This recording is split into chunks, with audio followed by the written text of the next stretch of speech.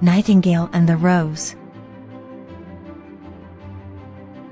She said that she would dance with me if I brought her red roses. But in all my garden there is no red rose. From her nest in the oak tree, the nightingale heard him, and she looked out through the leaves and wondered. No red rose in all my garden. He cried, and his beautiful eyes filled with tears. Ah, on what little things does happiness depend?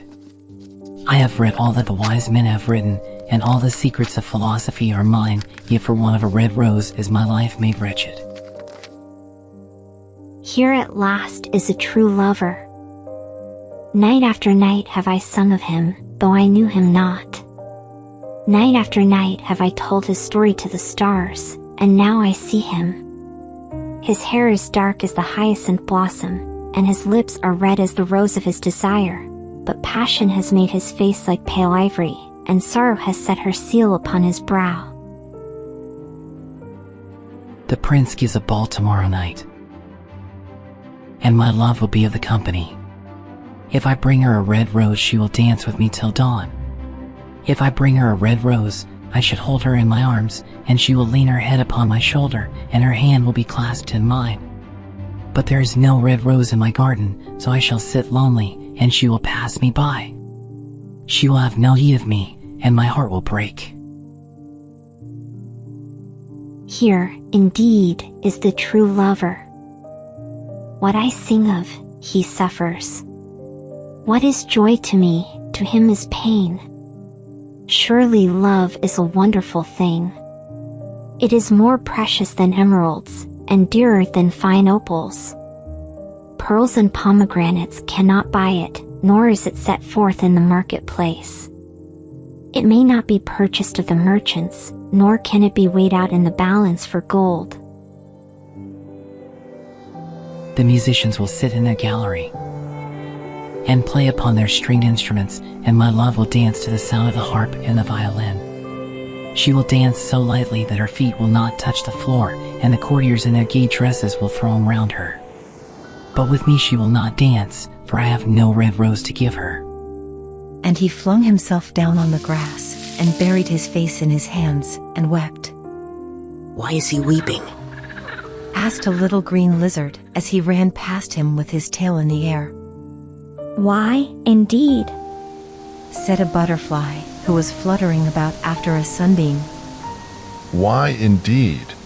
Whispered a daisy to his neighbor, in a soft, low voice. He is weeping for a red rose. For a red rose? They cried. How very ridiculous. ridiculous. And the little lizard, who was something of a cynic, laughed outright. But the nightingale understood the secret of the student's sorrow, and she sat silent in the oak tree, and thought about the mystery of love. Suddenly she spread her brown wings for flight, and soared into the air. She passed through the grove like a shadow, and like a shadow she sailed across the garden. In the center of the grass plot was standing a beautiful rose tree, and when she saw it she flew over to it, and lit upon a spray. Give me a red rose, and I will sing you my sweetest song. But the tree shook its head. My roses are white as the foam of the sea, and whiter than the snow upon the mountain. But go to my brother who grows round the old sundial, and perhaps he will give you what you want. So the nightingale flew over to the rose tree that was growing round the old sundial. Give me a red rose, and I will sing you my sweetest song. But the tree shook its head. My roses are yellow as the hair of the mermaiden who sits upon an amber throne, and yellower than the daffodil that blooms in the meadow before the mower comes with his scythe. But go to my brother who grows beneath the student's window, and perhaps he will give you what you want. So the nightingale flew over to the rose tree that was growing beneath the student's window.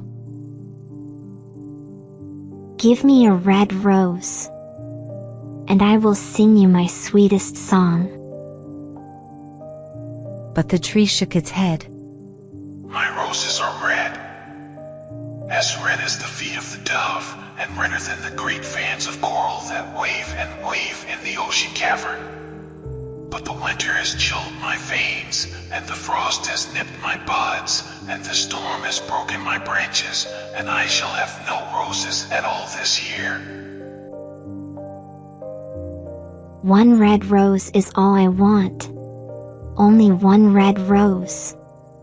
Is there no way by which I can get it? There is a way, but it is so terrible that I dare not tell it to you. Tell it to me. I am not afraid. If you want a red rose, you must build it out of music by moonlight and stain it with your own heart's blood. You must sing to me with your breast against the thorn. All night long you must sing to me, and the thorn must pierce your heart, and your lifeblood must flow into me veins and become mine. Death is a great price to pay for a red rose. And life is very dear to all. It is pleasant to sit in the green wood, and to watch the sun in his chariot of gold, and the moon in her chariot of pearl.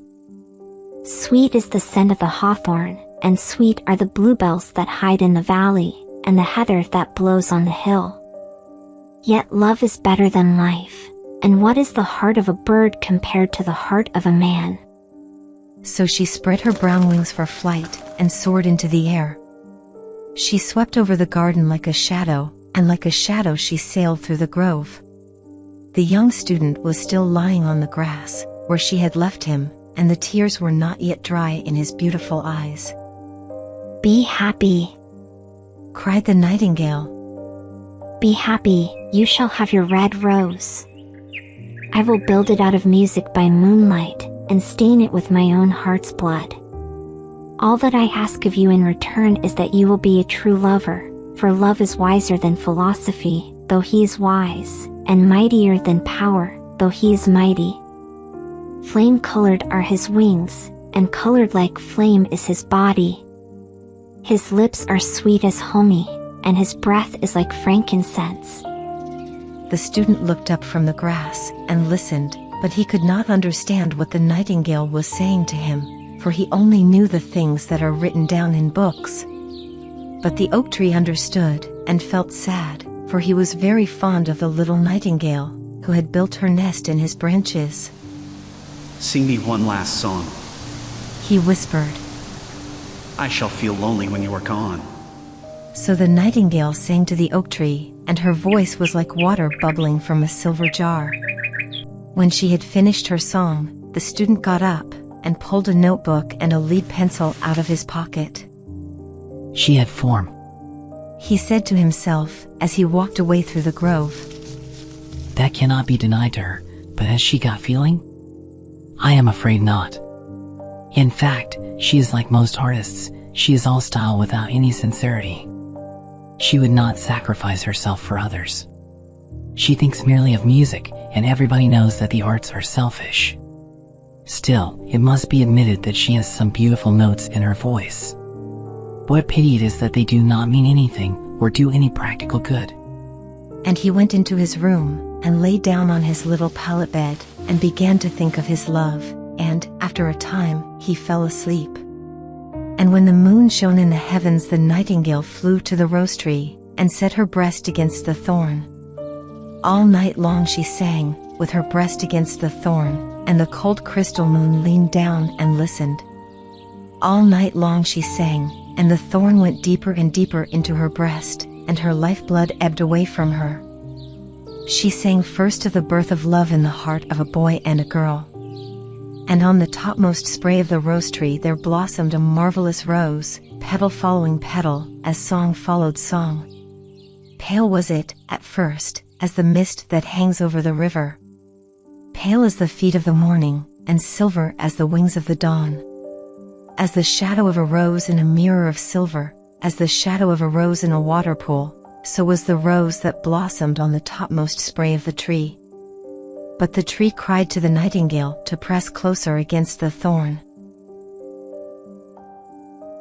Press closer, little nightingale, or the day will come before the rose is finished.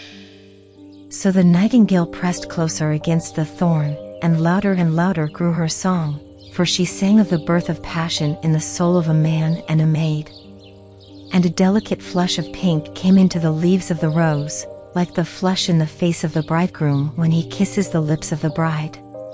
But the thorn had not yet reached her heart, so the rose's heart remained white, for only a nightingale's heart's blood can crimson the heart of a rose. And the tree cried to the nightingale to press closer against the thorn. Press closer, little nightingale, or the day will come before the rose is finished. So the nightingale pressed closer against the thorn, and the thorn touched her heart, and a fierce pang of pain shot through her.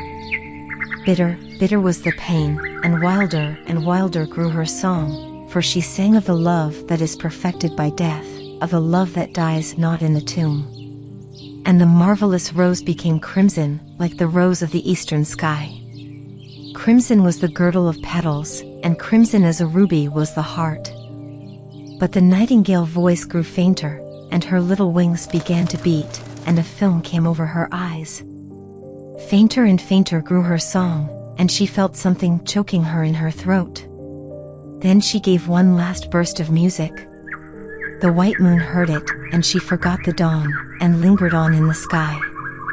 The red rose heard it, and it trembled all over with ecstasy, and opened its petals to the cold morning air. Echo bore it to her purple cavern in the hills, and woke the sleeping shepherds from their dreams. It floated through the reeds of the river, and they carried its message to the sea. Look, cried the tree. the rose is finished now. But the nightingale made not answer, for she was lying dead in the long grass, with the thorn in her heart. And at noon the student opened his window and looked out. Why, what a wonderful piece of luck. Here is a red rose. I have never seen any rose like it in all my life. It is so beautiful that I am sure it has a long Latin name. And he leaned down and plucked it.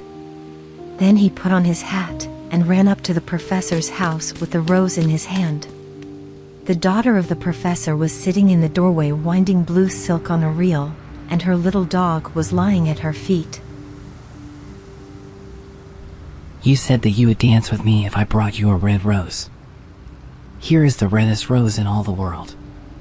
You will wear it tonight next to your heart, and as we dance together it will tell you how I love you. But the girl frowned. I am afraid it will not go with my dress.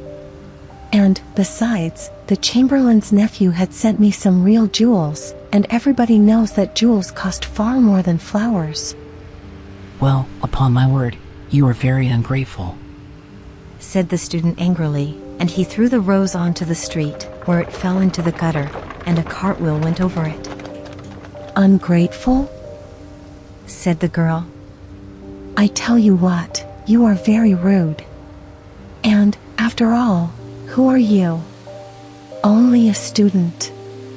Why, I don't believe you have even got silver buckles to your shoes, as the Chamberlain's nephew has.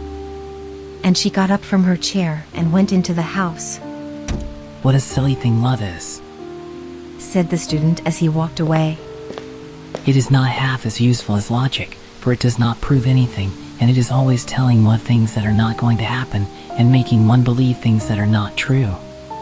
In fact, it is quite unpractical, and, as in this age to be practical is everything, I shall go back to philosophy and study metaphysics. So he returned to his room and pulled out a great dusty book, and began to read. In Oscar Wilde's The Nightingale and the Rose, a richly colored fairy tale unfolds, depicting a tale of beauty and sacrifice, hope and reality. It's a narrative that intertwines love and ideals, where hope and truth take on new forms. Dear young friends, as we reflect on the Nightingale's sacrifice, we must ask ourselves, was her sacrifice truly worth it? And when we yearn for love, are we willing to pay the price it demands? Perhaps these questions can only be answered by delving deep into our own hearts